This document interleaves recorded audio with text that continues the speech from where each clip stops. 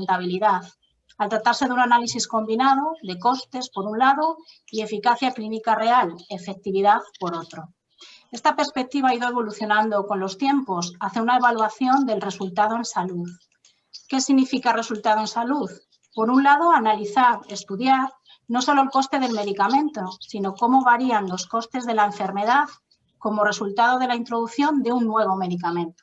Y por otro lado, estudiar el resultado sanitario, social y económico de esa innovación terapéutica.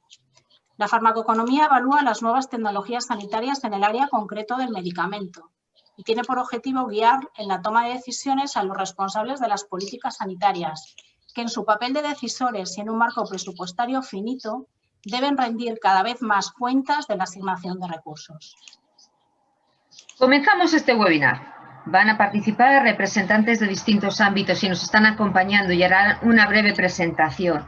Desde la Consejería de Industria, Jorge Muñoz López, como Director General de Innovación, Desarrollo Tecnológico y Emprendimiento Industrial de la Consejería de Industria del Gobierno de Cantabria, nos ha pedido que disculpemos inicialmente su presentación.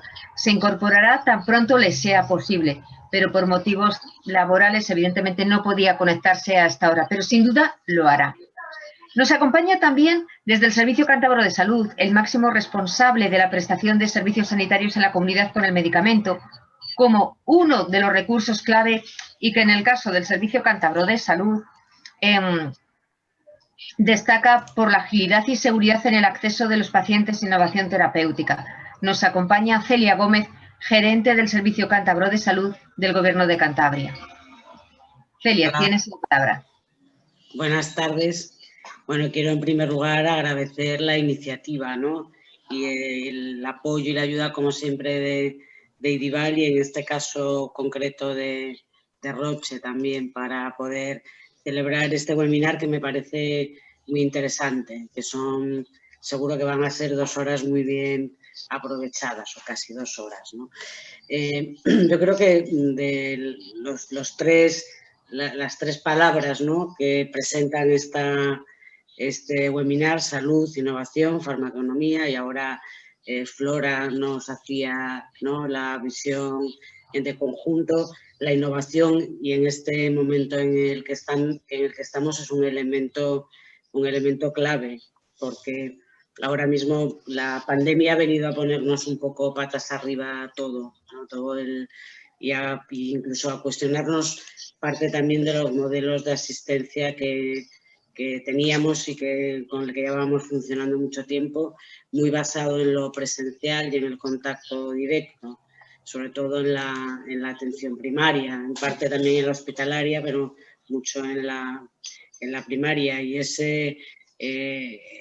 esa necesidad de innovar procesos, con alguno de los temas que hoy se van a tratar, como es el de la transformación digital, con el que Santiago nos dirá, ese aceleramiento, ¿no?, con el que estamos trabajando, o la innovación en procesos con el que va a presentar el doctor Rivera, con una manera diferente de atender a los pacientes, buscando cómo solventar la no presencialidad, que ahora mismo no es posible. Son elementos clave, y desde luego evaluar, medir resultados, hacer esa evaluación ex ante, que significa la evaluación de tecnologías, y, como decía también ahora Flora en la introducción, medir resultados, evaluar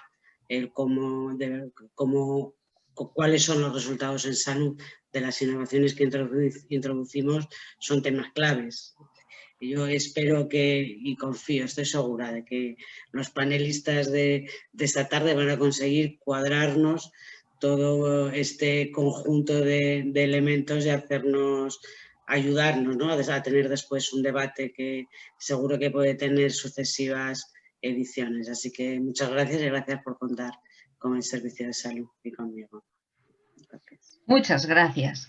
Desde el Instituto de Investigación Sanitaria Valdecilla IDIVAL, uno de los grandes activos con que cuenta esta comunidad, que promueve y desarrolla la investigación y la innovación en el entorno biosanitario en Cantabria, nos acompaña su director gerente. Es un placer que nos acompañe también con nosotros Galo Peralta, director gerente del IDIVAL del Gobierno de Cantabria. Buenas tardes. Muchísimas gracias, Marta, por dar un espacio a a IDIVAL. Es un lujo tener un grupo de investigación en economía. En sí mismo, la idea de investigar en economía en el ámbito sanitario es una idea innovadora, no está tan implantada en nuestro país, con lo cual nos da una pista de por dónde queremos ir, ¿no? Creo que en esto IDIVAL también tiene sus matices porque hemos abierto una serie de líneas con vosotros y con otros grupos de investigación social, económica, jurídica, ética, súper importante, que además en este momento más que nunca es tiempo de reflexionar, ¿no? Bueno, el debate de hoy viene en un momento súper oportuno, estamos viendo una auténtica revolución en todos los ámbitos, en la investigación, en la innovación, en los modelos asistenciales. Nos quedan meses todavía apasionantes de cambio, ¿no? El ejemplo de las vacunas que se ha nombrado es un ejemplo magnífico. Cantabria tiene la suerte de estar participando en uno de los ensayos internacionales de vacunas en fase 2 y nos está cambiando la vida. Nos está cambiando la vida en la manera de hacer investigación. Nos está cambiando la vida en la manera en que percibe la ciudadanía la importancia de la investigación. Más que nunca, la gente ahora habla de ensayos clínicos, habla de que quiere tener avances en la ciencia. Tenemos una oportunidad, también económica, porque vienen muchos fondos y será todo un reto utilizarlos bien. La idea de que necesitamos conseguir fondos, pero también pensar cómo utilizarlos. Y este puede ser un tema de debate aquí interesantísimo, pero es que ha cambiado radicalmente también y se ha innovado muchísimo en muy poquito tiempo en la manera de hacer asistencia, ¿no? Cuestiones que llevan décadas pendientes, como lo son los modelos de asistencia en telemedicina, bueno, pues han venido para quedarse, lo haremos mejor o peor, pero lo estamos haciendo. Y también ha cambiado la vida, la manera de relacionarnos, ¿no? No podemos salir a la calle, no podemos tocarnos, no podemos prácticamente saludarnos. Bueno, esto también es un cambio y lo estamos haciendo, protegiéndonos, ¿no? Bueno, simplemente volver al principio, daros las gracias por pensar en IDIVAL, por dar la oportunidad. Enhorabuena por la idea de hacer un seminar pensando en la innovación en la salud y en la economía, un aspecto clave. Y bueno, me quedaré aquí durante todo el tiempo porque estoy seguro que el debate va a ser interesantísimo. Gracias.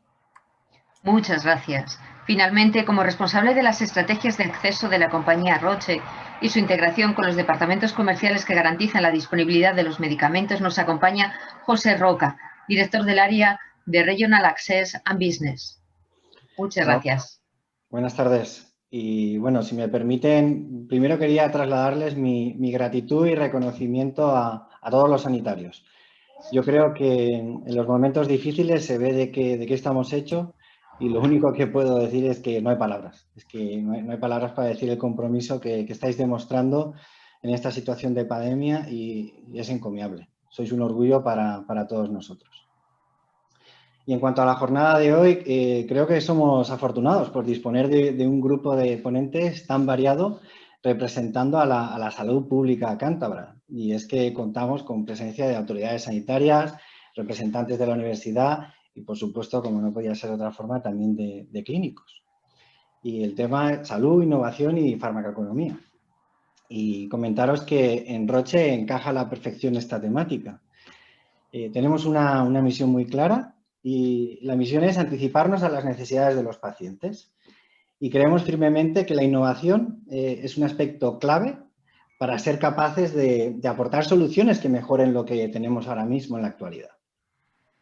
Y repito lo de anticiparnos, porque para que no solo tengamos en mente las necesidades actuales, porque si solo pensamos en lo que necesitamos en la actualidad, vamos mal.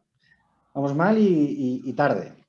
Y siempre tendremos la sensación de que somos salmones, nadando a contracorriente. Tenemos que ver lo que necesitamos ahora, pero cómo construirlo también de forma que nos vayamos preparando hacia el futuro.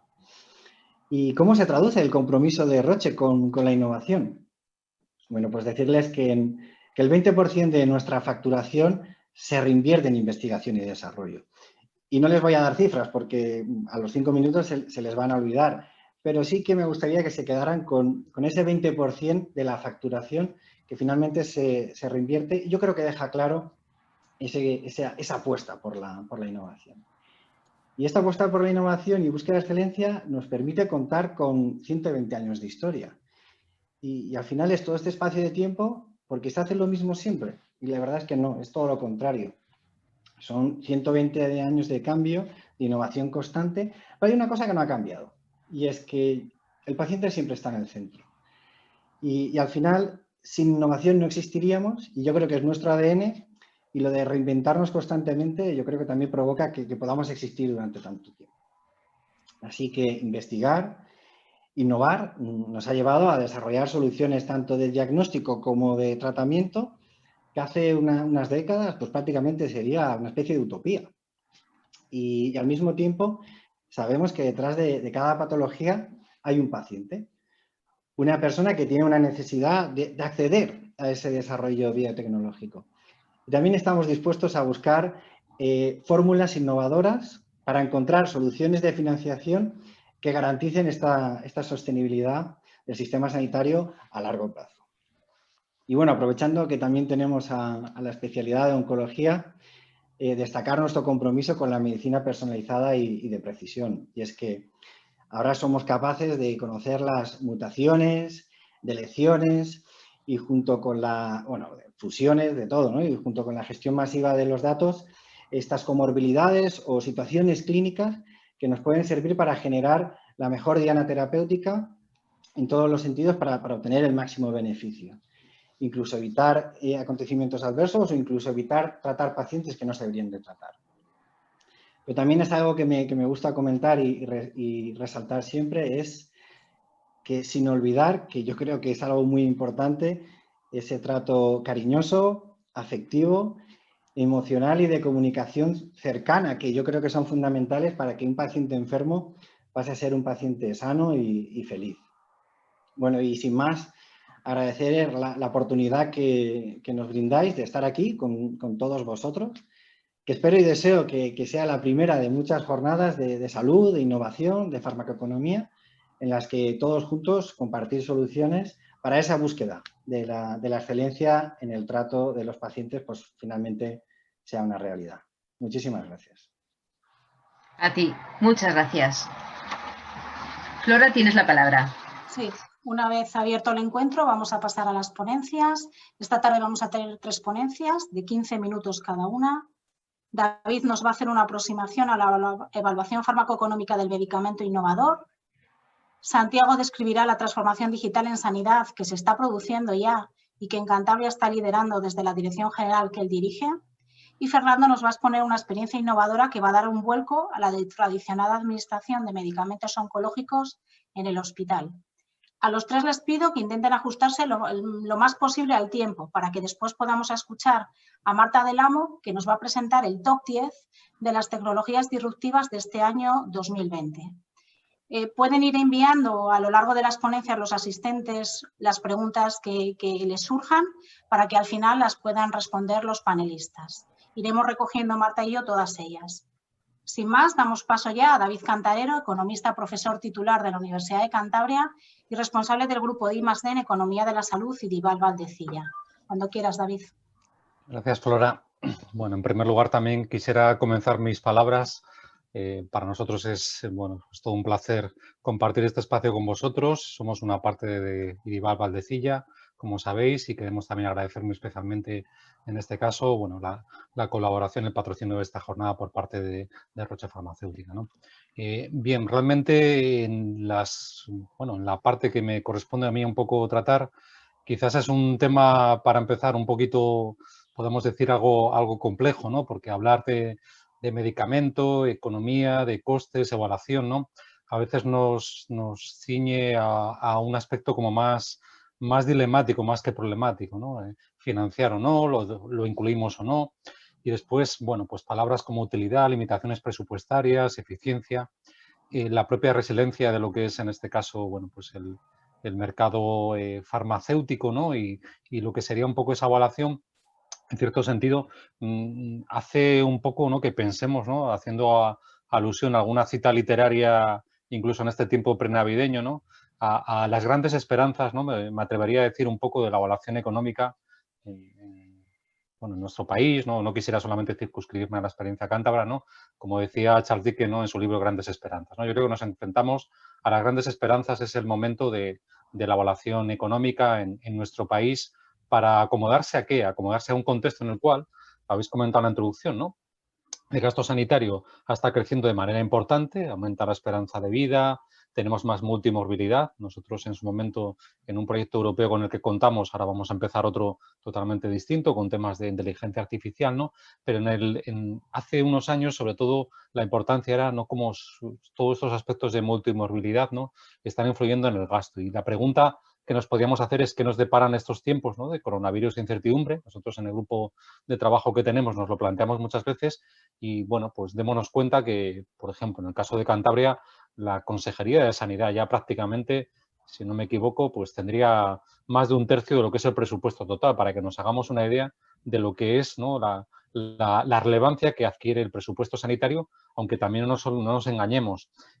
Parte de lo que no se puede obtener como financiación pública, y en este caso a través de impuestos, sería a través de la deuda. Yo creo que es un momento también en el cual hay que abogar, además de por la evaluación, por el gasto público expansivo, sobre todo en el campo sanitario y sobre todo en este caso también por soluciones en las cuales se asemejan cada vez más a lo que nos diría un manual económico. Hemos pasado unos meses en los cuales no sabíamos a lo mejor qué hacer. Yo creo que es el momento ahora. Tenemos un contexto dentro de unos meses con unas vacunas y ahora tenemos que dar soluciones durante este tiempo, ¿no?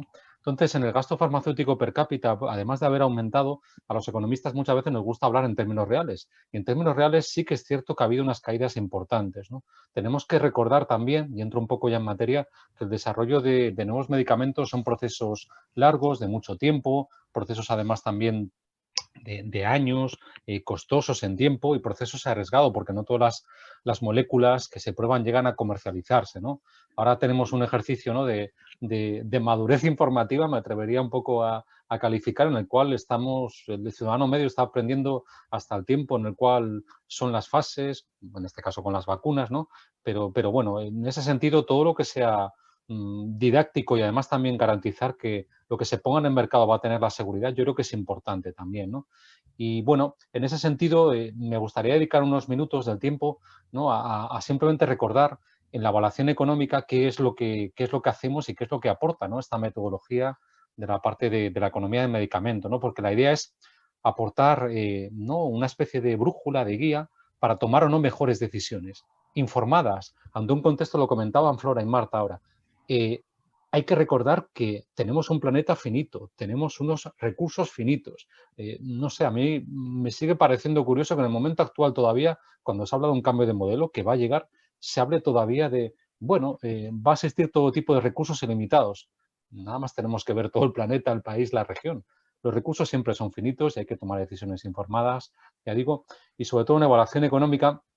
Me gustaría comentar durante unos minutos que tanto para los iniciados, en este caso, en todo esto les parecerá redundante y para los no iniciados, pues les parecerá algo que escuchan por primera vez. No solo importan los costes sanitarios directos, ¿no? Que puede a lo mejor ahorrar un medicamento o evitar con un mejor tratamiento. Importan también, cuando me refiero a costes directos, sanitarios, todo el mundo entiende, estamos hablando, ¿no? Bueno, pues evitamos sobre todo la parte de gastos en primaria, pero sobre todo los importantes gastos que generan las hospitalizaciones, ¿no? Pero especialmente la parte de costes indirectos intangibles. ¿Cuántas pérdidas de productividad evitamos? ¿Cuántas bajas laborales? ¿Cómo conseguimos que la vida de esas personas sea de mejor calidad? Y sobre todo algo que es muy intangible, y luego lo va a comentar muy bien en este caso el jefe de oncología, Fernando Rivera, pero podría darnos también para todo, en este caso, para cualquier servicio, ¿no? ¿Cómo podemos valorizar esas mejoras, en este caso, de evitar dolor o sufrimiento, ¿no? Con unos cuadernos de recogida de datos y esos cuestionarios podemos monetizar esto. Entonces, existen muchas metodologías, vosotros lo conocéis, en este caso, las personas que amablemente estáis siguiendo este webinar, en cuanto a cómo evaluar esto.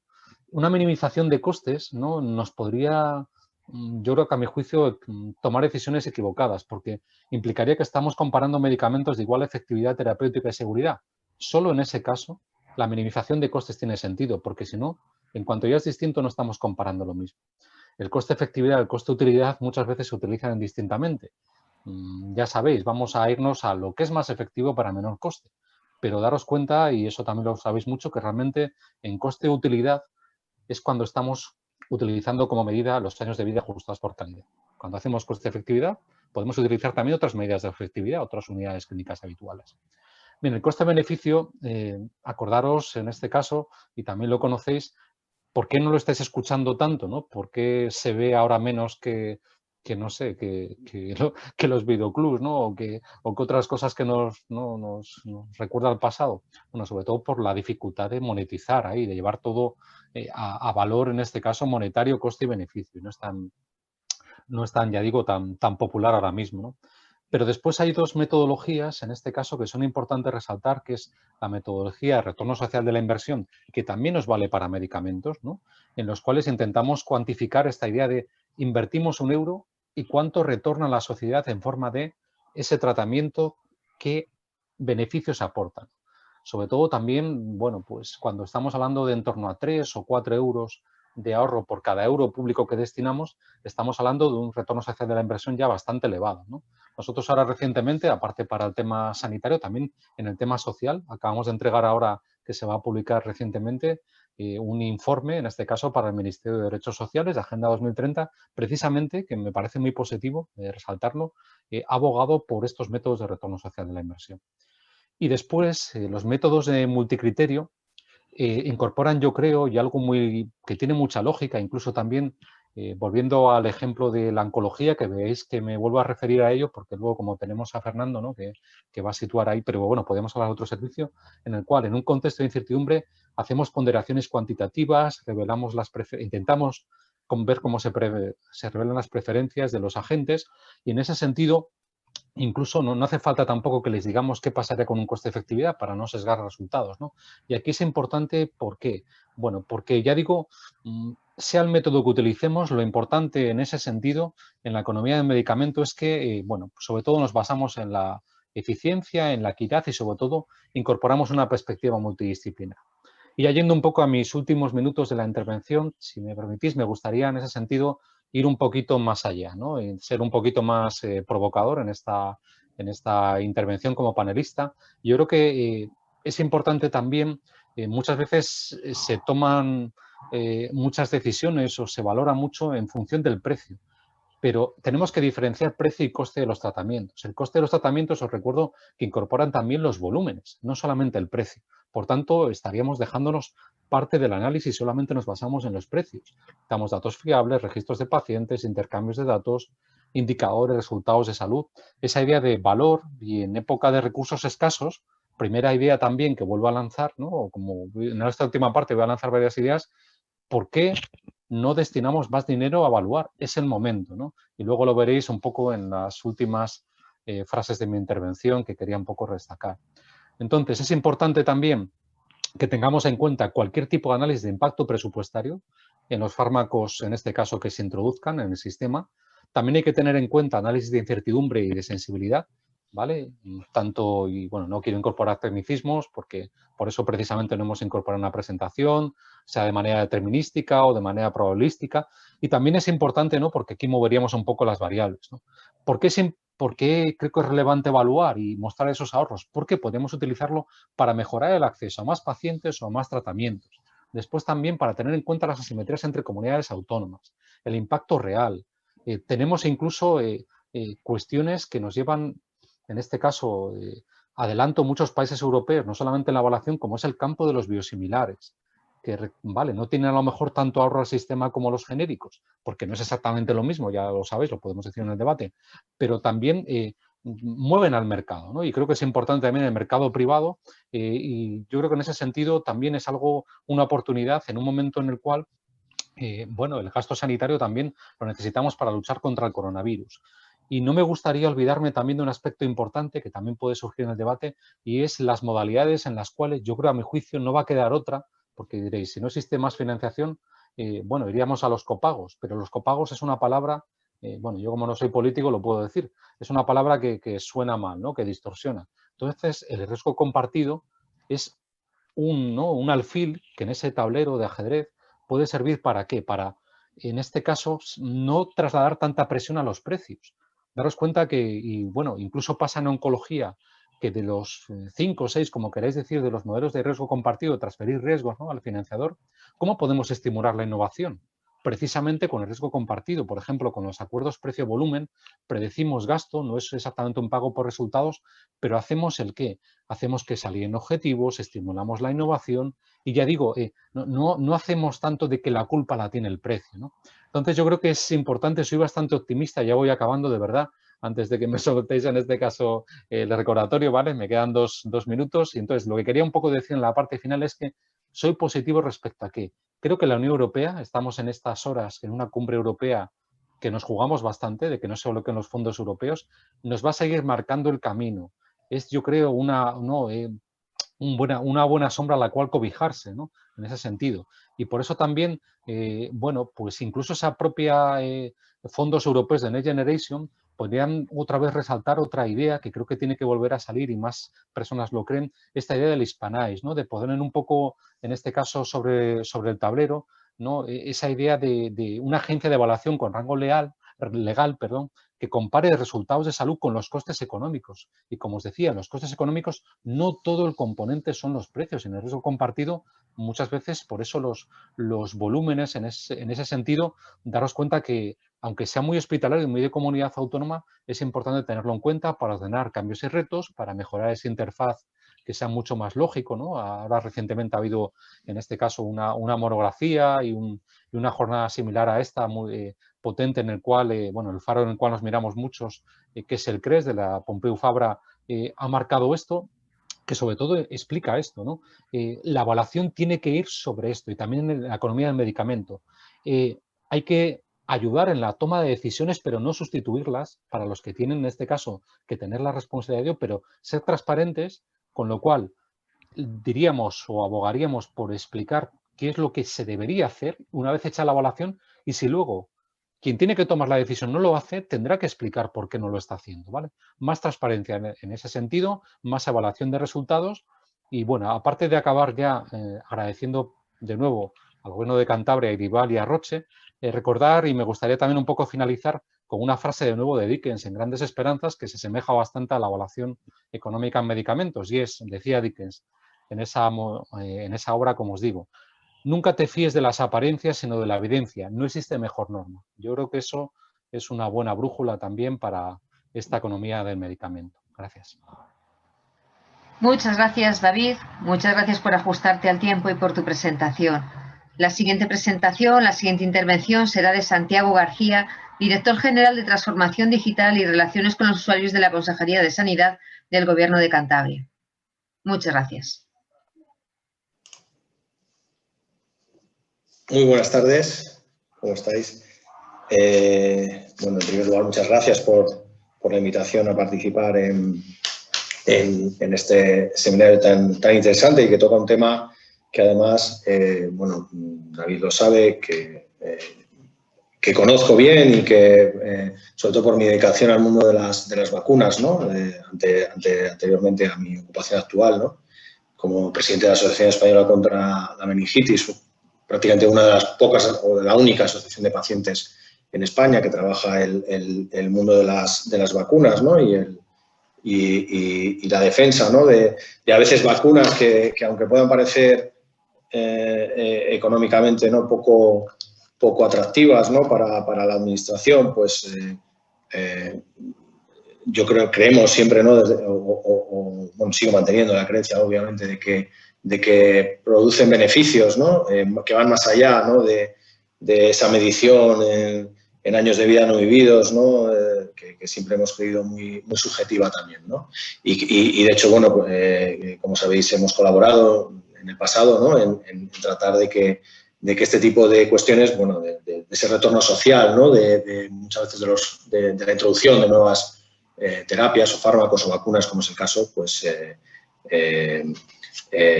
se demuestre o se genere evidencia, ¿no? alrededor de la misma, ¿no? Y bueno, que además, de hecho, es un proyecto, me consta que está en curso y que esperamos resultados bueno, en corto plazo. Bueno, pues la verdad que en el ámbito de lo que es el impacto, ¿no? que las medidas sanitarias alrededor de la COVID, ¿no? puedan tener, ¿no? en los resultados en salud, ¿no? Pues hay uno que bueno, muchas veces se deja al margen, ¿no? Pues porque bueno, quizás somos una parte pequeña del coste, ¿no? de todo el sistema sanitario, pero que, bueno, creemos que podemos influir, ¿no? Y muy positivamente en los resultados en salud, ¿no? Y es el ámbito de las tecnologías de la información, ¿no? El sistema de información que bueno, se habla, yo creo que es un tema de debate ya muy extendido, ¿no? El impulso, ¿no? que han recibido todas las iniciativas de digitalización en la medida que, bueno, que podían evitar problemas, ¿no? De seguridad para los pacientes y los profesionales o que podían ayudar a una mucho mejor gestión de los datos, por ejemplo, ¿no? Que alrededor de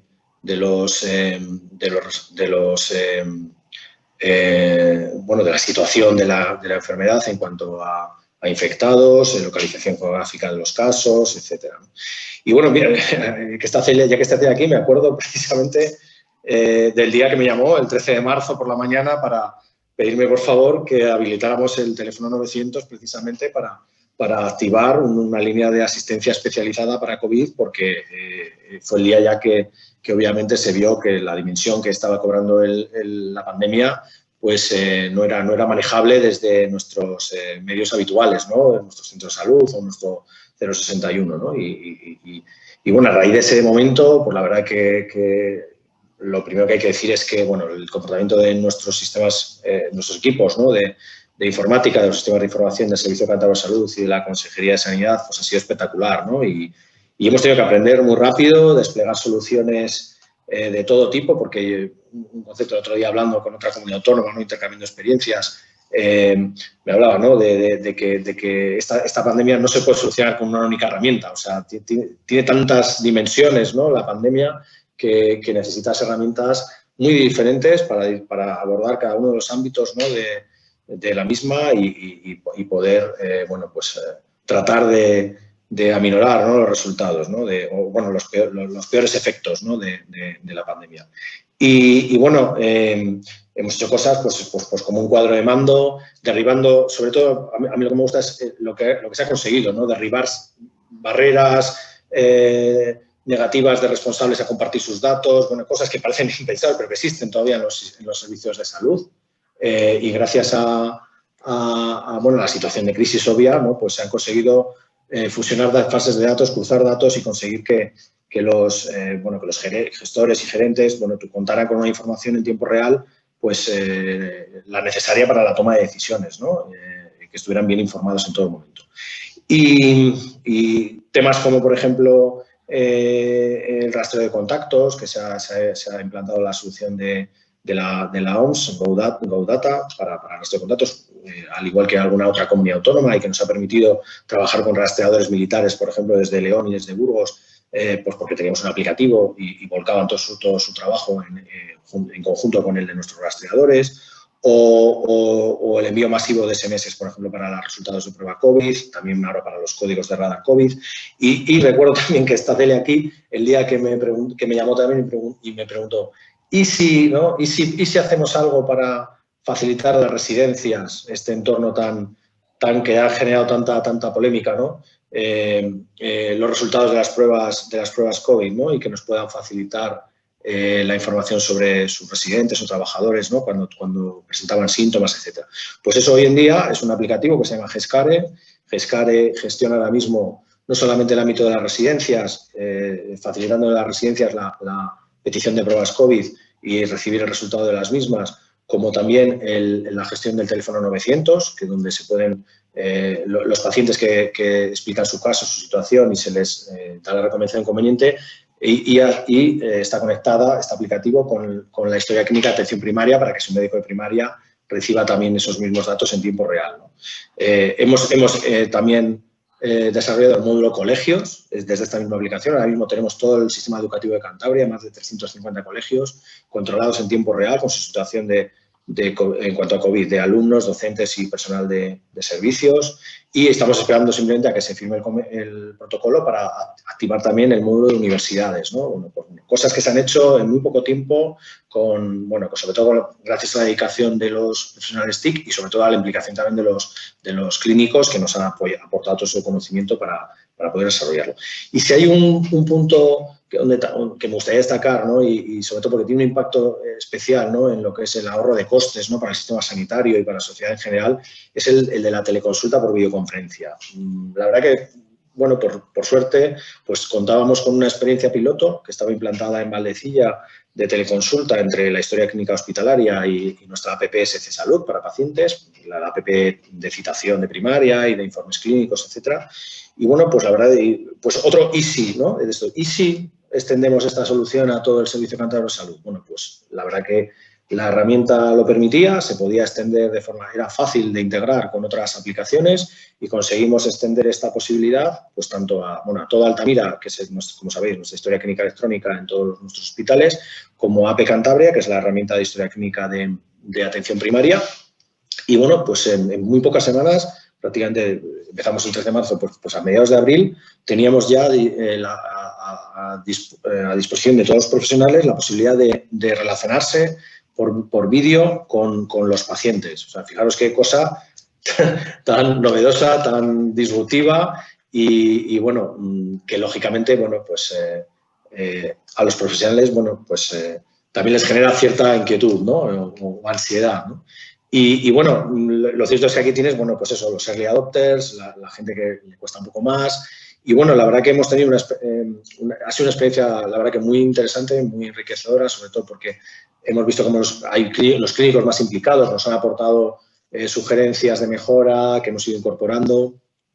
Y sobre todo a partir de lo que fue la bajada de la primera ola, pues hemos comenzado la reflexión de cómo podíamos hacer para que esto que se ha montado a la carrera, de prisa y corriendo, pudiera ser una forma de relacionarse con los pacientes pues absolutamente implantada en el día a día de todos los profesionales, ¿no? Y ahí es donde, bueno, pues entra la parte más importante, porque la tecnología, la verdad, que siendo importante, hoy en día está disponible, se puede integrar, es fácil. ¿Cómo conseguir convencer, ¿no? A los profesionales? Bueno, desde un punto de vista, en parte, primero, por la parte de los procesos, ¿no? Por ejemplo, que exista una agenda de videoconsulta en las agendas de los profesionales, ¿no? O sea, que tengan sus huecos dedicados a este tipo de consulta con los pacientes, desde cosas tan fáciles como esa, por supuesto, la formación, el acompañamiento, el hacerlo fácil, ¿no? para los profesionales y que ya sabemos que no el 100%, obviamente, de las consultas presenciales, pero sí un porcentaje importante, sobre todo en las de seguimiento, en muchos de los servicios de especializada, ¿no? También en primaria, ¿no? Cuando ya hay un proceso establecido, ¿no? Y se puede perfectamente, ¿no? Cambiar muchas de las consultas por videoconsulta. Bueno, conseguir que esto llegue a ser una realidad, ¿no? En la práctica clínica diaria, ¿no? Y aquí, bueno, la verdad que hay que agradecer que el impulso de Celia, en primer lugar, del consejero, y la verdad que hemos tenido una incorporación muy interesante que es Miguel Mateo. Miguel Mateo es el nuevo subdirector de Ordenación, Farmacia y Inspección. Miguel tiene una experiencia muy importante en este ámbito porque fue el impulsor del programa de teleconsulta de la cárcel del Dueso con el Hospital Valdecilla. Y la verdad que, bueno, estamos trabajando mano a mano. Precisamente Miguel nos ayuda en esta fase, en esta parte a la que nosotros no llegábamos como tecnólogos, ¿no? Que es convencer a los clínicos de los beneficios, de que es fácil realmente, que no es más trabajo, que este es un punto clave, ¿no? Que el profesional a veces le vienes con una opción como esta, ¿no? Que le cambia totalmente su forma de relacionarse con los pacientes y si de antemano piensa que es más trabajo ya, pues tiene una cierta prevención, ¿no? Y la verdad que en esa labor yo creo que Miguel es muy bueno, ¿no? en ayudarnos a convencer y bueno, pues la verdad que yo creo que en esto el Servicio Cántabro de Salud puede la verdad que presumir de que estamos siendo de los más innovadores y de los pioneros en implantar esto. Todos oímos las ofertas de la empresa de la sanidad privada, pero aquí estamos hablando de otro tema, estamos hablando de que tu médico de cabecera, el de tu cupo, el que te conoce, es el que te va a tratar por vídeo y cualquier especialista del Servicio Cántabro te pueda ver por vídeo. O sea, estamos hablando de una cosa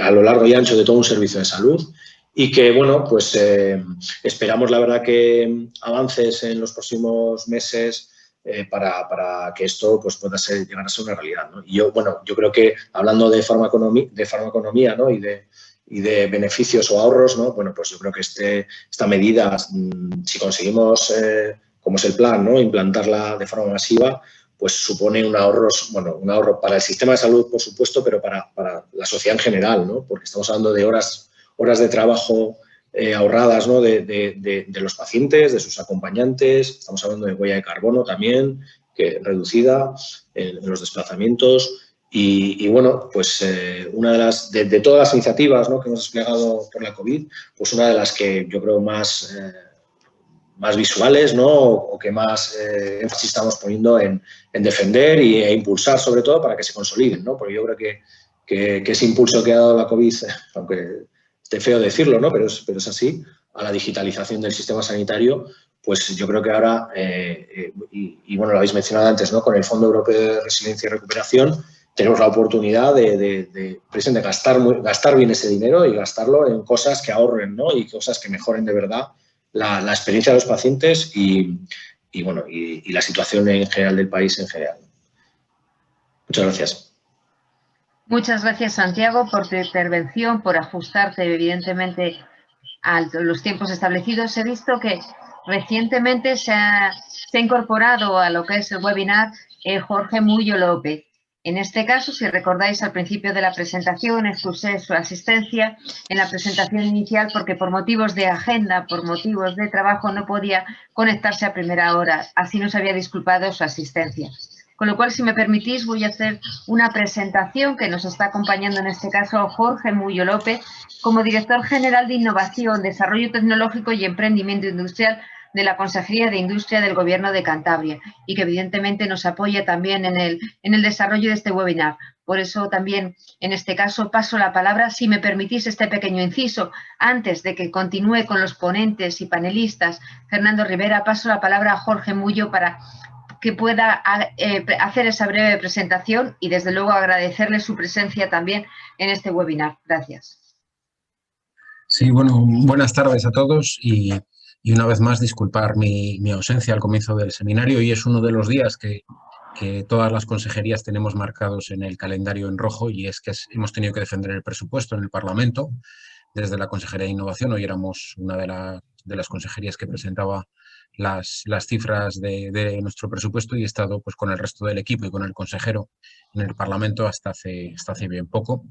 Entonces no he podido estar a primera hora, se lo comenté a David y os ruego que me disculpéis por la ausencia a las 6:30, que es cuando habéis comenzado. Y bueno, y tampoco quería interrumpiros mucho el devenir del webinar. Creo que ya en el anterior webinar ya estuvimos hablando de puntos comunes en torno a la innovación y a la salud. Entonces, yo creo que ahora es un webinar un poco de continuación de esas tendencias que ya discutimos hace unos meses.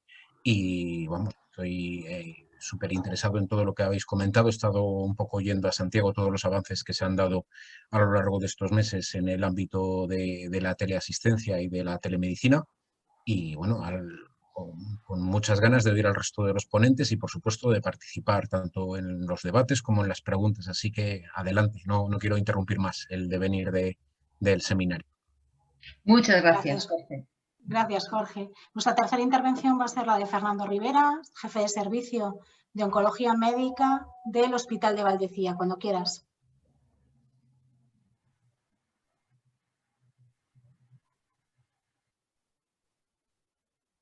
No tiene... Sí, no. Fernando. No tiene el micrófono. Es que me había mutado. Ahora sí. Ahora. Muy bien. Bueno, lo primero agradeceros por la invitación y felicitaros por la iniciativa. Yo creo que es muy interesante todos los temas que estamos tratando aquí y muy pertinentes por todo lo que habéis comentado. A mí me habéis pedido que hable sobre experiencias piloto innovadoras en gestión de pacientes oncológicos domiciliarios. Y esto conecta con alguna iniciativa que estamos poniendo en marcha en este momento y que ahora, bueno, os comentaré. Bueno, antes de nada, quiero recordar que hoy es el Día Mundial del Cáncer de Páncreas. Y el cáncer de páncreas, todos sabéis que es el que peor pronóstico tiene. Es el ejemplo de todo lo que nos queda por hacer. Globalmente menos del 10% de los pacientes que se diagnostican de cáncer de páncreas van a vivir a largo plazo. Queda todo por avanzar. Es un cáncer que produce muchísimo sufrimiento y que nos debe de tener a todos totalmente concentrados en lograr que estos pacientes con cáncer de páncreas y por extensión con el resto de cánceres, no solo vivan más, vivan mejor y, bueno, tenemos que investigar nuevos fármacos, nuevos métodos diagnósticos, nuevas maneras de personalizar los tratamientos, pero también nuevas maneras de atender a los pacientes que pueden significar una mejora en la calidad de vida, que es muy, muy importante. Y en este sentido, bueno, pues la oncología siempre ha tenido un abordaje al paciente con cáncer muy de respetar la vida del paciente, ¿no? No sé si lo vamos a poder curar, vamos a intentar darle más tiempo de vida, pero la vida tiene que ser vida plena. Y dentro de lo que es vida plena, todas las iniciativas que permitan que el manejo sea ambulatorio del paciente, que el paciente esté cuanto más tiempo en su casa y cuanto menos tiempo en el hospital, es vida que le estamos dando. Las horas que pasan en el hospital esperando a ser visto o recibiendo tratamientos o yendo y viniendo son horas que en el fondo le estamos quitando de vida, ¿no? Una vida que a veces no es tan larga. Entonces, bueno, en esta mentalidad muy de respetar lo ambulatorio en el paciente oncológico, pues siempre hemos sido muy pioneros. Hemos siempre intentado manejar ambulatoriamente al paciente. Nuestra especialidad es mayoritariamente ambulatoria. Las consultas externas son muy importantes para nosotros. Nosotros, para ingresar a un paciente, realmente tiene que tener muy fuertes motivos, porque si podemos intentamos hacer un manejo ambulatorio, estar muy accesibles, verles si hace falta todos los días en consulta, pero que el paciente, a ser posible, ingrese lo menos posible. En este sentido de que ingrese lo menos posible, hace ya años que fuimos pioneros en organizar hospitales de día. Había tratamientos, yo cuando empecé siendo oncólogo, por la mayor parte de los tratamientos había que ingresarlos para administrarlos y empezamos a ver que muchas veces se podía hacer en un hospital de día lo mismo y que el paciente luego se fuera a su casa por la noche y alterar lo menos posible su vida. Y en este sentido, la iniciativa de la que hoy os voy a hablar, pues yo creo que va un paso más allá, ¿no? Nosotros ahora, habitualmente, cuando tenemos que tratar a un paciente con un fármaco oncológico intravenoso, pues hacemos que el paciente venga al hospital de día y se administre el tratamiento allí. Esto hay veces que significa visitas semanales al hospital, esperas, traslados, tiene que venir con un familiar. El trastorno en la vida del paciente y en sus familiares es tremendo, pero claro, hay que administrar ese tratamiento y hasta ahora había que venir al hospital, ¿no? Hace ya algunos años que somos muchos los que pensamos que había que dar un paso más. Había que intentar, igual que pasamos de la planta de hospitalización normal al hospital de día, acercando el hospital al paciente, el siguiente paso podía ser directamente dar ciertos tratamientos en casa.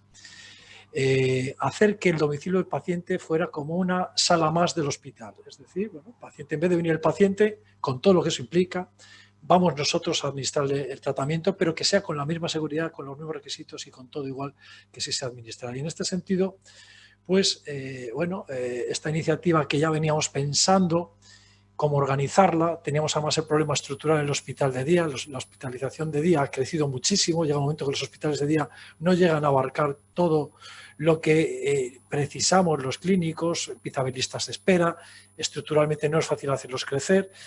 Esto era un segundo motivo, ¿no? Para intentar, bueno, pues ya que no podemos crecer en el hospital de día construyendo más salas en el hospital de día, pues que la propia casa del paciente sea, primero y más importante, porque es lo más cómodo para el paciente y lo que más calidad de vida le va a dar.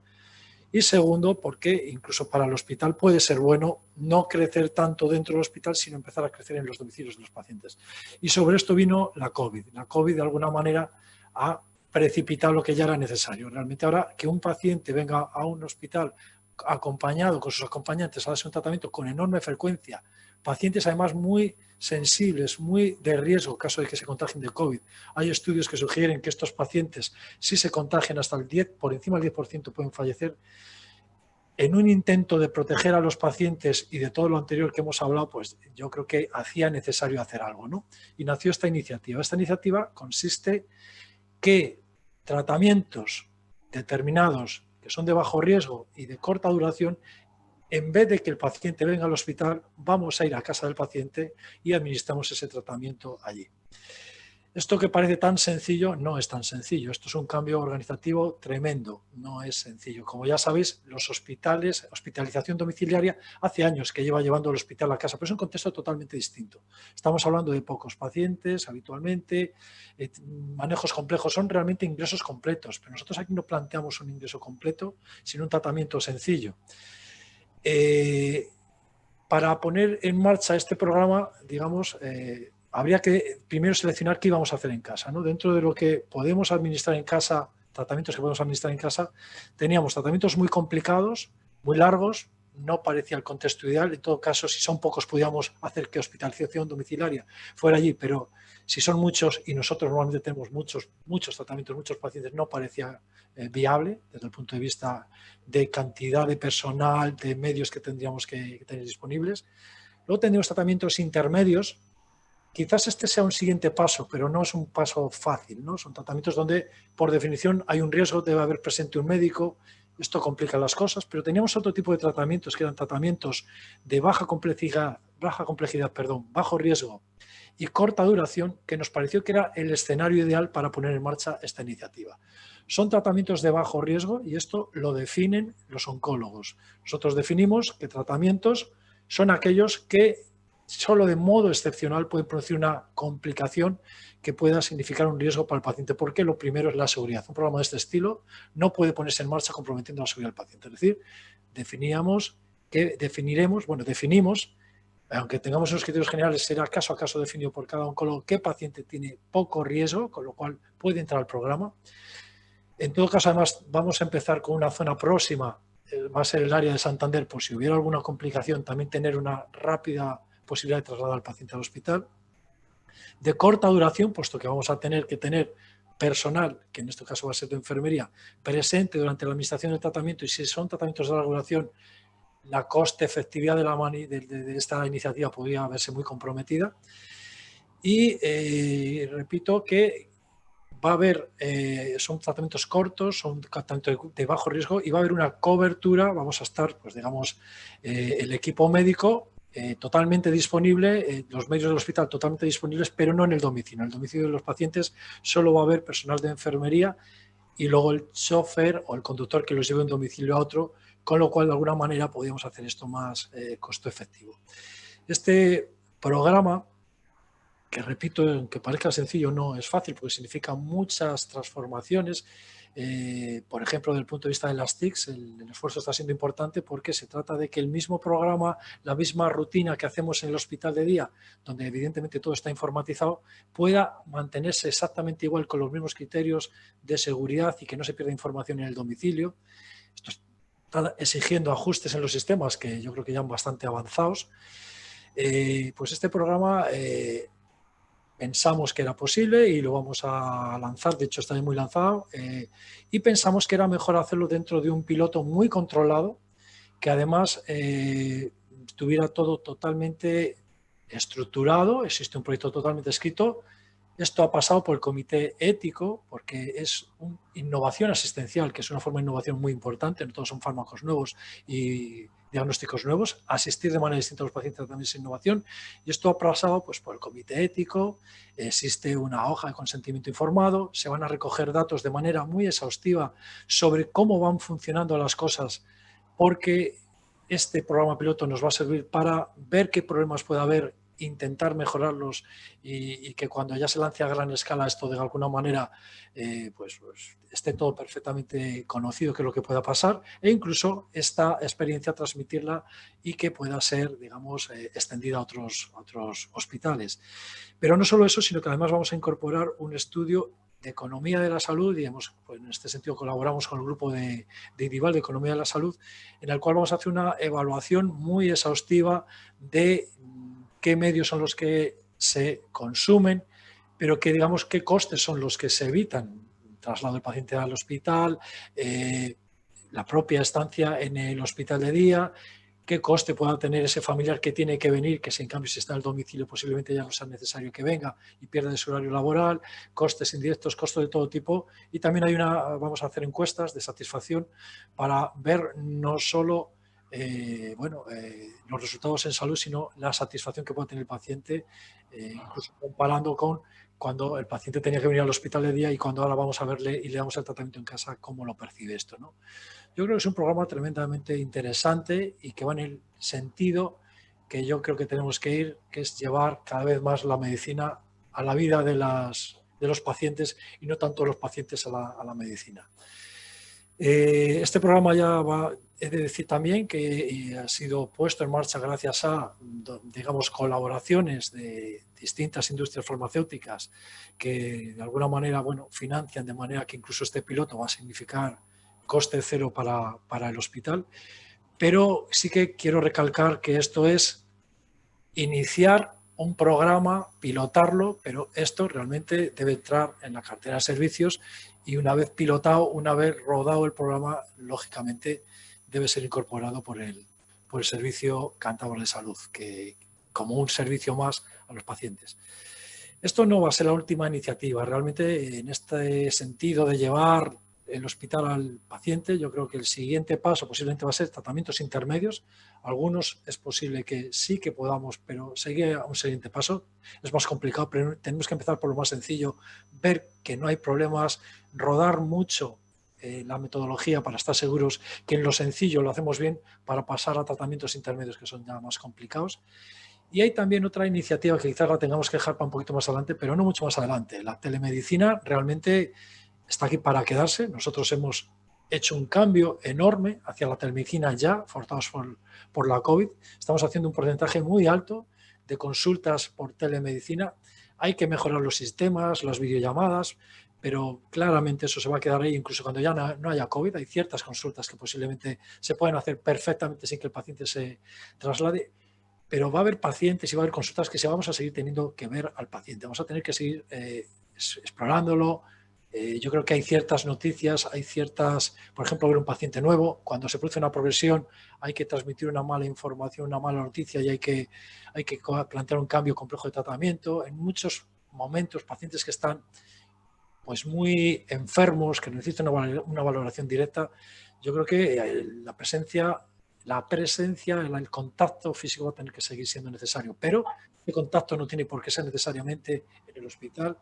Yo creo que un siguiente paso puede ser, y yo creo que quizás en unos meses empecemos a plantear esto, porque yo desde luego lo tengo muy metido entre ceja y ceja, empezar a que ciertas consultas o las extracciones sanguíneas y consulta de enfermería, empezar a hacerlas en el domicilio de ciertos pacientes. Pacientes, por ejemplo, que se encuentran en una situación muy mala, que hay que trasladarles a nuestra consulta, puede ser un gran sufrimiento para ellos, por no hablar de lo que es el gasto en ambulancias, lo que significa todo ello, a esos pacientes ir a verlos a casa. Empezar un programa de consultas en domicilio.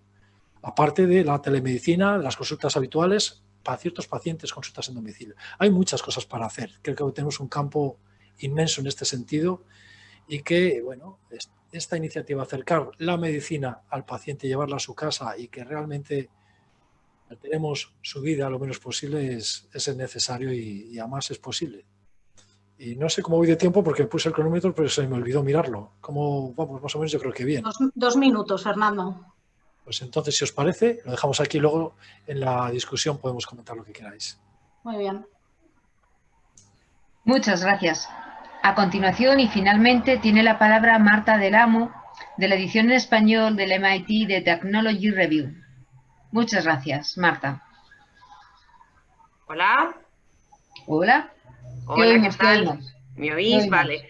Sí. Bueno, pues muchísimas gracias por invitarme y enhorabuena por la jornada. Creo que estas iniciativas son muy, muy interesantes, pero como vamos muy cortitos de tiempo, pues si os parece voy a empezar a hablar ya. Entonces, quería compartir una pequeña presentación, ¿vale? Si os parece bien. Si alguien me puede confirmar que la estáis viendo. Estamos viendo. Perfecto. A ver, un segundín. Vale, pues creo que ya la tenéis a pantalla completa, ¿verdad? Sí. Genial. Bueno, pues me presento y presento rápidamente el medio y lo que voy a contar. Soy Marta del Amo, jefa de redacción de MIT Technology Review en español, y os voy a explicar las 10 tecnologías emergentes de 2020 de la revista, ¿vale? Primero me gustaría explicaros un poco en qué consiste el medio, que como su propio nombre indica es la edición en castellano de MIT Technology Review, fundada por el MIT en 1899, la que la convierte en la revista de tecnología más antigua del mundo, ¿vale? Aquí podéis ver algunas de sus portadas icónicas en papel y nosotros lo que llevamos es una edición digital. Para no mezclar conceptos, que cuando mucha gente piensa en revista digital piensa en pues, una sección de tecnología del mundo o del país o de Computer World que se centra mucho en gadgets, nosotros tenemos un foco mucho más amplio. Aquí podéis ver algunos de los temas principales que tratamos, porque nuestro foco es la innovación tecnológica desde cualquier área y principalmente capaz de tener un impacto en la vida diaria de la gente, en los negocios o en la forma de hacer las cosas, ¿vale? Entonces, bueno, aquí podéis ver un poco lo que sería la portada digital de un día aleatorio que justo fue San Valentín del año pasado, porque me gusta mucho esa noticia que sacamos, que es 6 profesiones tecnológicas del futuro ilustradas por artistas. Y bueno, pues veréis entonces que nosotros lo que estamos intentando todo el rato es ver cómo estas innovaciones, estas novedades pueden tener este impacto en distintos negocios y sectores. Entonces ahí veis nuestra misión, que es ofrecer a nuestra audiencia pues la información para que sepa cómo la tecnología está modelando el mundo y aprovecharla para poder modelarlo también y contribuir a esos cambios. Y dentro de nuestra labor diaria, de noticias diarias, todos los años lanzamos un especial, que lo solemos lanzar en febrero, que se llama Tecnologías Emergentes. Se hace desde 2001 y es una lista con 10 tecnologías que creemos que van a tener un impacto muy fuerte a corto o medio plazo en la vida de la gente o en los negocios, como comentaba antes. Para que os hagáis una idea, por ejemplo, el año pasado era un número especial porque era un aniversario y las tecnologías del año pasado las seleccionó Bill Gates. Las de este año, como todos los demás, las eligen los editores de nuestros compañeros de Boston. Y bueno, son 10. Lo cierto es que me gustaría entrar en detalle en todas, pero no voy a poder porque no tengo tiempo suficiente, así que me voy a centrar sobre todo en 3 que están directamente relacionadas este año con el ámbito de la salud y bueno, las otras las voy a pasar un poco por encima. Vais a ver algunas ideas un poco locas y que quizá no suenen mucho, pero bueno, espero que os resulten por lo menos inspiradoras y entretenidas, ¿vale? Vamos allá. Empezamos con Internet imposible de hackear. Como no me quiero extender mucho en esta, que básicamente se basa en las propiedades de la física cuántica para enviar mensajes a través de Internet que no se puedan descifrar. La situación que tenemos ahora mismo es que los métodos criptográficos actuales son muy robustos, pero cuando llegue la computación cuántica, que lo veremos también un poquito más adelante, los ordenadores cuánticos, al ser tan potentes y tener una computación de cálculo, o sea, una capacidad de cálculo tan grande, van a romper enseguida la criptografía que tenemos ahora mismo, ¿no? Va a ser como partir un pelo, básicamente. Entonces, para esto lo que se está haciendo es crear un Internet que también se basa en estas propiedades cuánticas. Entonces, lo que va a hacer es que al mandar estos mensajes encriptados con criptografía cuántica y por propiedades cuánticas, van a ser físicamente imposibles de hackear. Es decir, si alguien pudiera penetrar y espiar el mensaje que se está enviando, el mensaje en sí mismo se destruiría y no podría llegar y no se podría consultar. ¿Vale? Es un pequeño resumen de cómo funciona y bueno, ya ha habido algunos proyectos piloto. Tampoco os imaginéis que nosotros aquí dentro de 5 años vamos a estar trabajando con Internet cuántico y nos vamos a estar comunicando por Internet cuántico porque obviamente esto es muy complejo de utilizar, pero pensad en comunicaciones muy estratégicas, por ejemplo, a nivel de defensa y de inteligencia. Entonces, bueno, pues para este tipo de cosas es para lo que se está desarrollando el Internet cuántico. Medicina hiperpersonalizada, esta sí que os atañe a vosotros, voy a explayarme un poquito más. Además me gusta mucho porque da un pequeño paso más sobre la medicina personalizada de la que se hablaba tanto hace unos años y que realmente no ha llegado a cumplir del todo su promesa. Lo que está pasando ahora mismo, y esto ya es una realidad porque ya ha habido tratamientos de este tipo, es que hemos dado una vuelta de tuerca más y gracias a una mezcla de tecnologías como son la secuenciación genética y la edición genética, tenemos este tipo de tratamiento. Se llama hiperpersonalizada porque está dirigida a números limitadísimos de pacientes. El ejemplo, de hecho, real en el que se inspira esta tecnología es el caso de una niña de Estados Unidos que se llama Mila y que padece una enfermedad basada en una única mutación que solo tiene ella, o por lo menos solo se sabe que la tiene ella.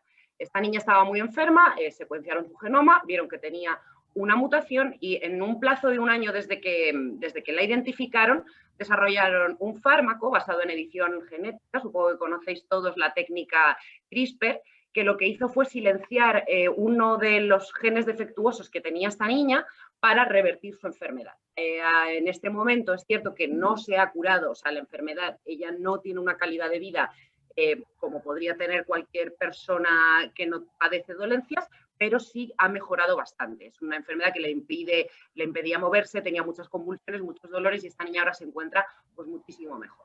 ¿Quiere decir esto que todos podemos ser susceptibles de la medicina hiperpersonalizada? Bueno, pues para eso tendremos que tener mutaciones concretas que sean las que están provocando nuestras enfermedades para poder tener esta capacidad de reparar estas mutaciones únicas y luego obviamente pues como todos sois expertos, supongo que sabréis que pues, esto es carísimo, muy experimental y bueno, pues no creo que todas las farmacéuticas estén siempre interesadas en o les compense invertir en este tipo de tratamientos, pero desde luego cuanto más se trabaja el enfoque, más se abarata y más podemos mejorar la salud de la gente que sufre este tipo de dolencias.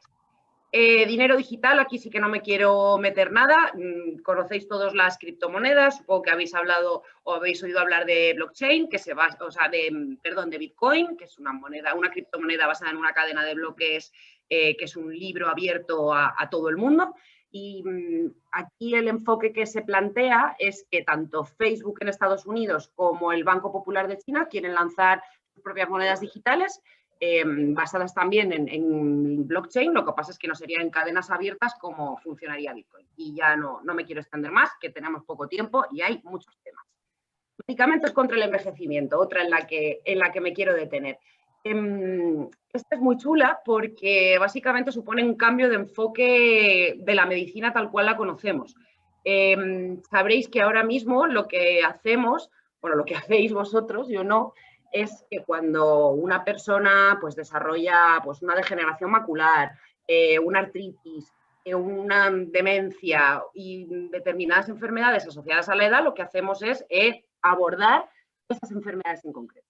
Los medicamentos contra el envejecimiento lo que plantean es que estas enfermedades asociadas al envejecimiento son los síntomas de una enfermedad en sí misma, que es el envejecimiento. Entonces, el enfoque es, si yo lo que hago es luchar contra el propio envejecimiento, voy a evitar que aparezcan todas estas enfermedades y voy a evitar tener que tratarlas, ¿vale? Ese es el enfoque. Entonces, en esta línea de enfoque de tecnología hay dos líneas de investigación principales. La que más avanzada está es la de los medicamentos senolíticos. Supongo que sabréis que a medida que el cuerpo se hace mayor, que envejecemos, se van acumulando unas células que se llaman senescentes, pues que generan un ambiente tóxico en el organismo, que pueden crear inflamaciones y que se asocian precisamente a la aparición de estas enfermedades relacionadas con el envejecimiento. Entonces, lo que están haciendo es decir, bueno, pues yo voy a destruir de forma selectiva las células senescentes para ver si consigo evitar la aparición de las enfermedades asociadas al envejecimiento. El problema que tiene esta tecnología o este enfoque ahora mismo es que no se pueden hacer ensayos clínicos directos contra el envejecimiento porque el envejecimiento no está considerado como una enfermedad. Entonces, lo que están haciendo es probarlo con enfermedades que se sabe que están asociadas directamente con el envejecimiento para ver si lo consiguen revertir. Y luego hay otro segundo enfoque que además os sonará mucho con todo lo que está pasando con el coronavirus, que consiste en inyectar plasma de sangre joven en personas de edad más avanzada. Esta está en un estado mucho más preliminar, pero lo de los medicamentos senolíticos ya hay ensayos clínicos que están trabajando en esta línea. Y es capaz de descubrir moléculas, inteligencia artificial, esta es la tercera, que está directamente relacionada con la salud y también con la ciencia de los materiales en la lista de este año.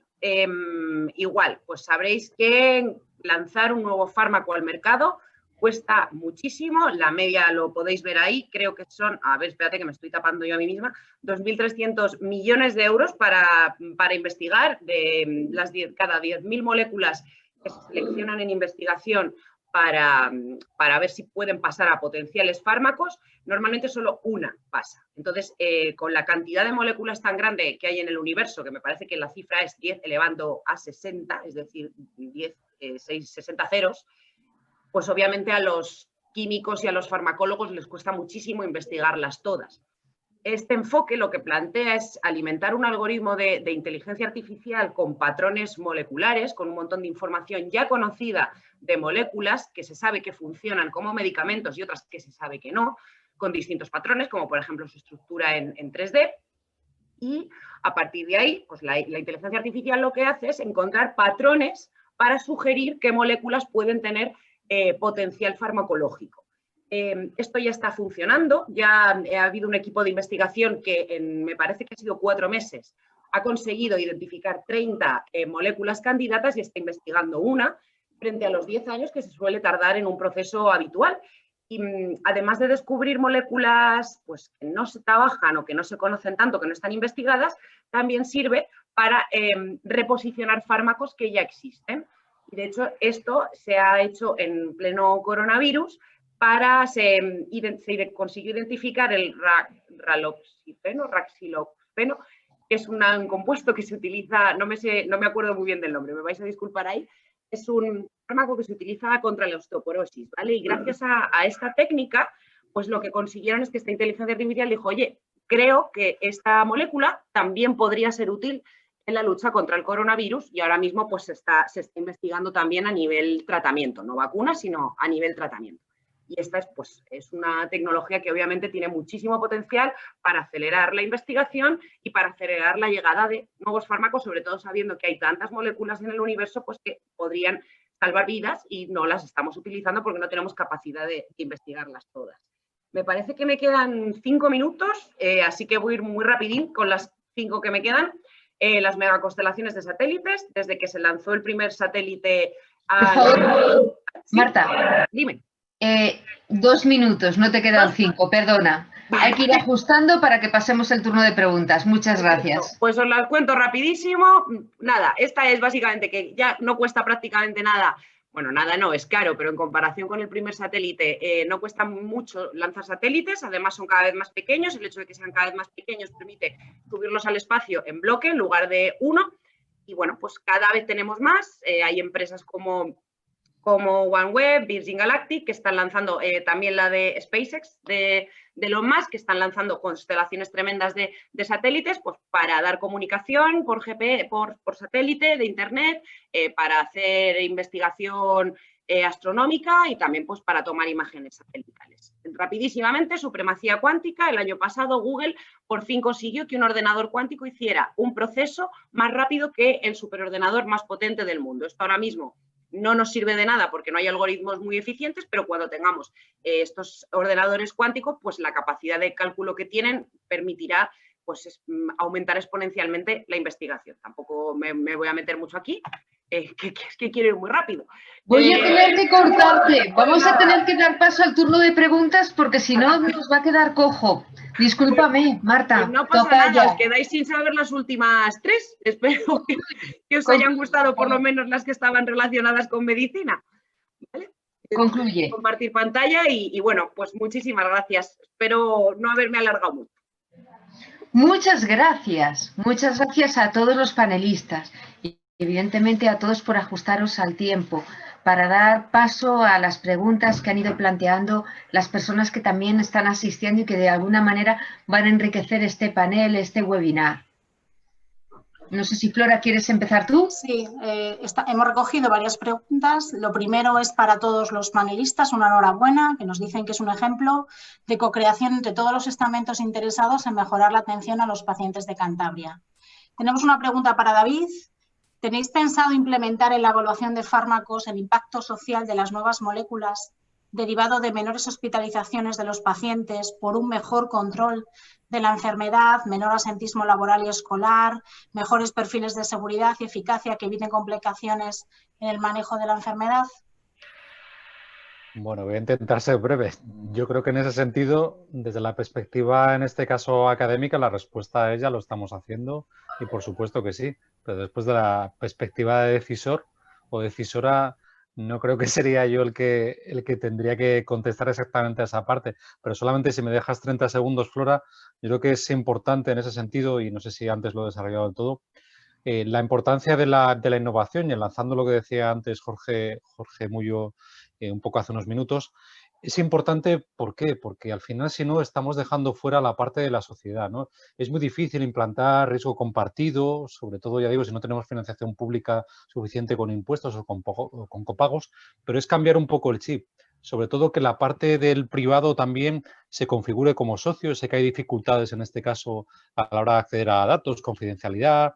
Ya digo que hay que ver un poco caso por caso. Antes lo acaba de comentar ahora Marta con la presentación de la medicina personalizada.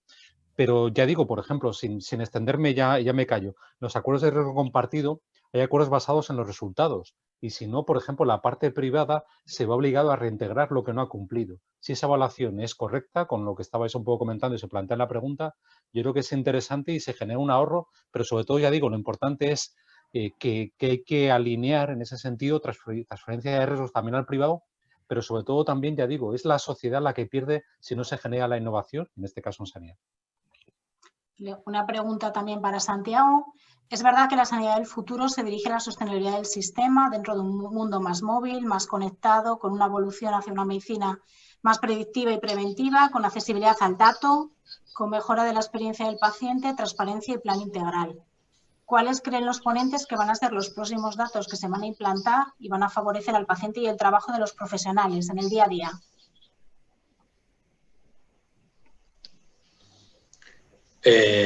Para mí, la pregunta. Yo creo que sí. Para todos los ponentes. Vale. Puede ser para todos. Sí. Bueno, en primer lugar, tenemos un plan de transformación digital que, bueno, lo he comentado brevemente en mi intervención, que engloba varios aspectos, ¿no? de la renovación y mejora de los sistemas de información del Servicio Nacional de Salud, y uno de ellos es muy claramente la explotación de datos, ¿no? De hecho, vamos a constituir una oficina del dato sanitario con perfiles tecnológicos y perfiles clínicos que nos aporten todo su conocimiento para hacer que estos datos, que además es que hay un concepto muy claro, ¿no? Nuestros profesionales sanitarios desde hace 10, 15 años les obligamos todos los días a meter un montón de datos en campos estructurados en su historia clínica electrónica y no reciben nada a cambio, ¿no? Entonces yo creo que hay una descompensación aquí, ¿no? Muy clara, y tenemos que tratar los responsables de los sistemas de información, y en este caso los gestores, directivos, de que estos datos sirvan a la organización y sirvan a la organización a todos los niveles, ¿no? Tanto al consejero, a la gerente, a los directores de hospital, como a los jefes de servicio y a los propios profesionales de todos los ámbitos, ¿no? En el hospital o de primaria, ¿no? Y en este sentido hay varias iniciativas ya en marcha, por ejemplo, en atención primaria, dentro del proyecto de migración a la nueva herramienta AP Cantabria, está el módulo HED, que es el módulo de herramienta de explotación de datos, que le va a permitir a los profesionales de atención primaria poder hacer una explotación de los datos de su cupo para poder conocer mucho mejor su cupo, poder planificar su trabajo, facilitarle incluso la labor de investigación cuando tenga esa inquietud. Bueno, desde luego un paso adelante para que la primaria pues también tenga todas las capacidades disponibles, ¿no? Y luego en el ámbito más corporativo, a nivel de gestión, etcétera, o sea, desde un punto de vista más global, nuestra herramienta de Business Intelligence corporativa, estamos en el proceso de renovarla y migrarla a una versión más moderna y que además nos permita con un trabajo también conjunto con los clínicos, como comentaba, y todos los gestores, los diferentes niveles de gestión, definir indicadores a todos los niveles. O sea, que todos los datos de que disponemos a nivel de historia, a nivel de gasto farmacéutico, a nivel de prescripción, incluso imagen médica, porque también se pueden explotar datos de esos ámbitos, puedan ser traducidos en indicadores a nivel de un jefe de servicio, a nivel de un gerente de hospital, a nivel de un gerente de servicio de de salud y además, bueno, de la forma más accesible posible, ¿no? Porque incluso para ser consumidos de dispositivo móvil y que permitan la toma de decisiones de la forma más ágil e informada posible. Vale, una pregunta yo creo que es para todos. Inteligencia artificial. Marta, la octava que nos ha dicho es la inteligencia artificial diminuta. No sé si quieres terminar diciendo la 9 y la 10, que yo sí me quedo con las ganas. Simplemente mencionarlas.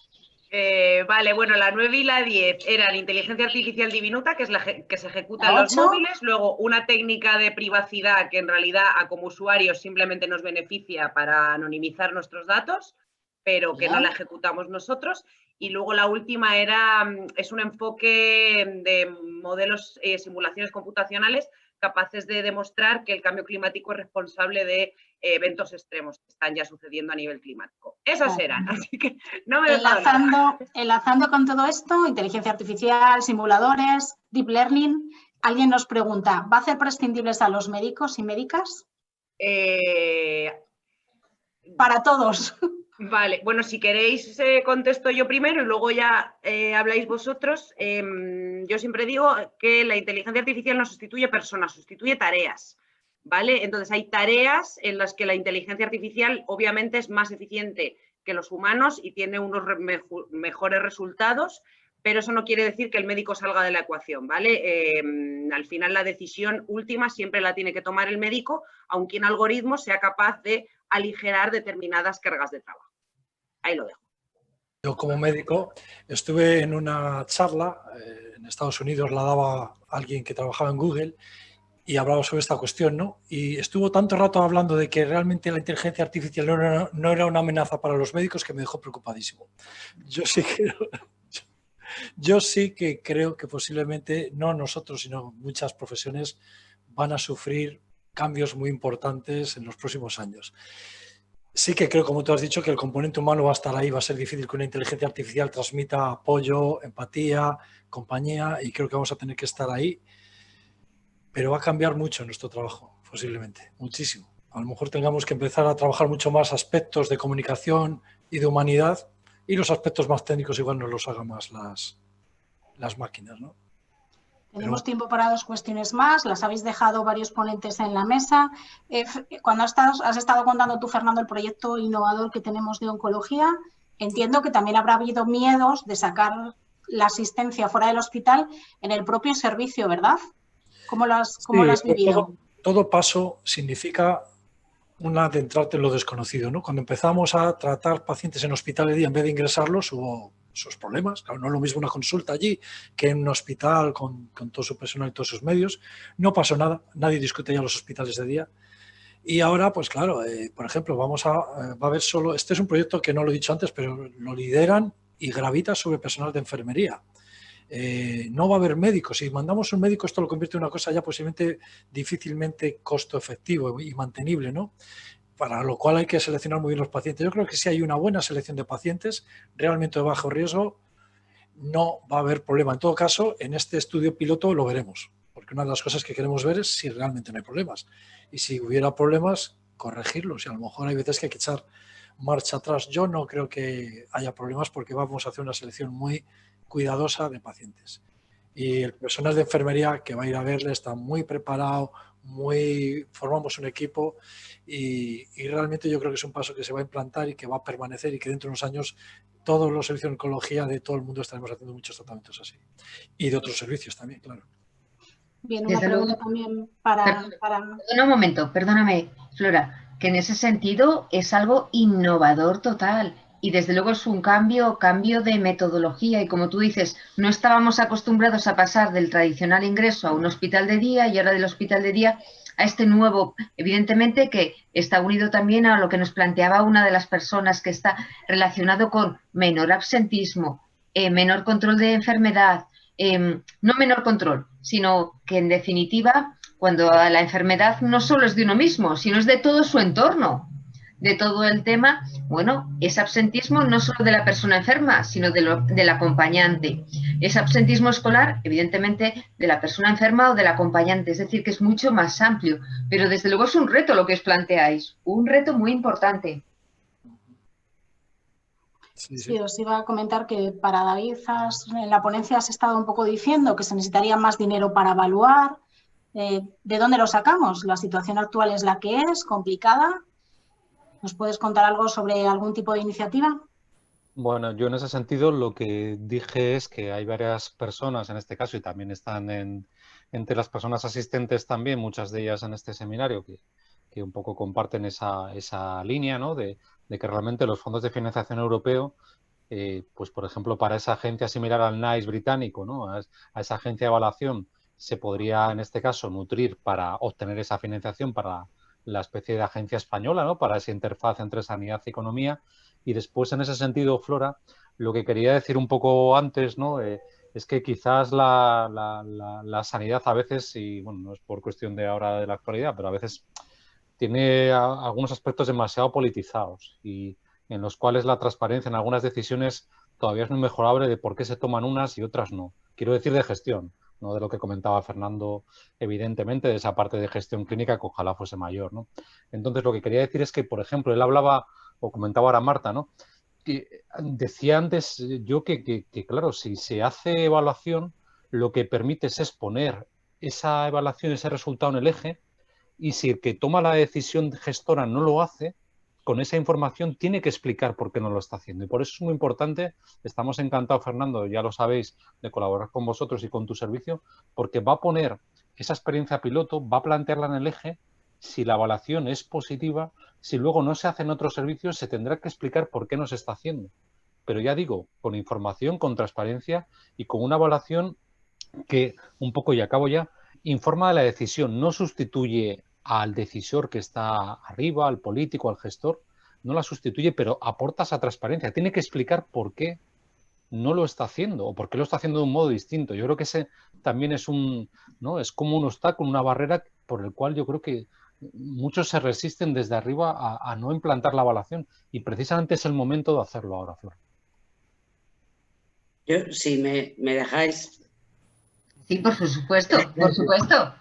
Yo lo comparto plenamente, ¿no? Yo creo que en general en nuestro país ha habido a veces iniciativas, incluso de evaluación de políticas públicas, pero que se ha quedado todo muy difuminado, ¿no?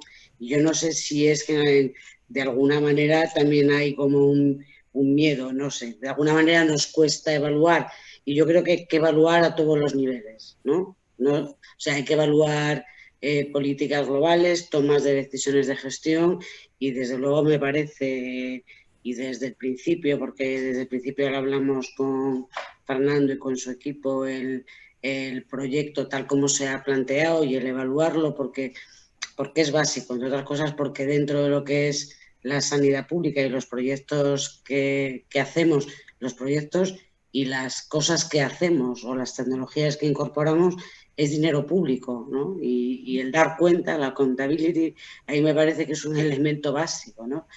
Pero es verdad que cuesta mucho trabajo implantarlo, pero yo creo que me parece bien aprovechar el momento para intentar al menos conseguir que la evaluación de tecnologías, que tuvo algún impulso hace unos 15 años con la red de agencias de evaluación, pero que después ha perdido mucho fuelle, básicamente porque no tiene recursos, ¿no? Y en un buen momento, o sea que yo lo apoyo.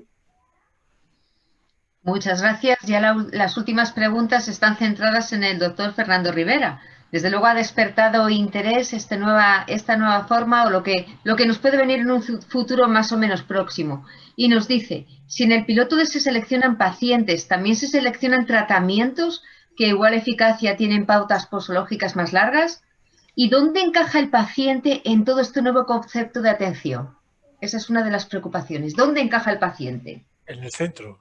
Bueno, realmente el principal motivo de este programa es que el tratamiento tenéis que considerar que hay tratamientos que exigen venir semanalmente, con lo que eso significa desplazarte, esperar a que te metan. Al final el tratamiento igual te lo ponen en 10 minutos, un cuarto de hora, y luego otra vez te vuelves a desplazar. O sea que para un cuarto de hora a lo mejor el paciente pierde semanalmente y sus familiares 3, 4 horas.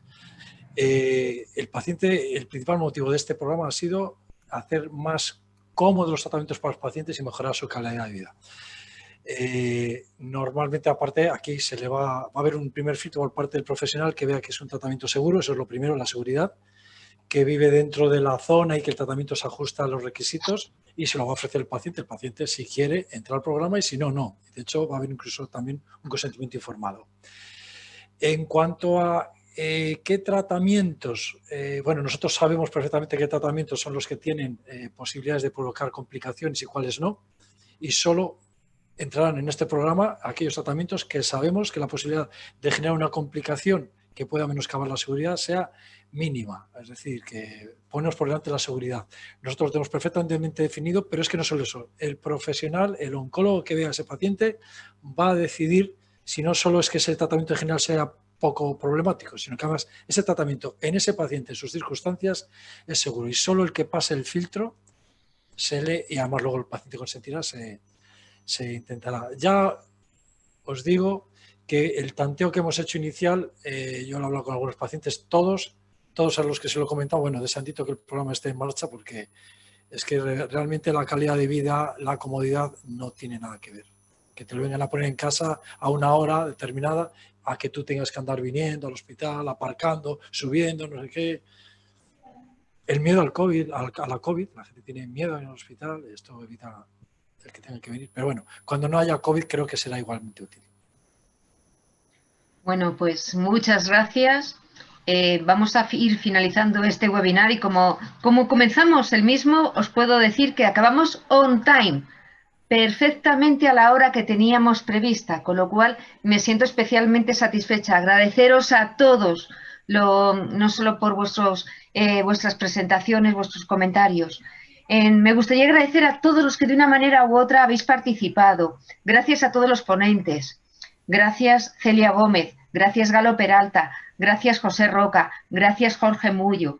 Por supuesto, gracias a los ponentes, a David Cantarero, a Santiago García, Fernando Rivera y Marta del Amo. Como bien nos ha concluido ella en su presentación, la tecnología está modelando el mundo.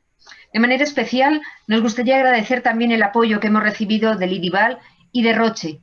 Gracias también a Juan Antonio Salor y gracias Óscar Pérez, porque nos habéis ayudado en la organización de este webinar. Habéis hecho que su organización sea más fácil, buscando soluciones a todos los imprevistos. Muchas gracias a todos. Nos veremos en futuros webinars o incluso, preferentemente, en futuras reuniones presenciales, que podamos volver a disfrutar de ellas, de tocarnos, de tomar un café tranquilamente. Muchas gracias. Gracias. Gracias. Gracias, Marta. Muchas gracias. Adiós. Adiós. Muchas gracias. Hasta luego. Hasta luego. Bueno, un placer.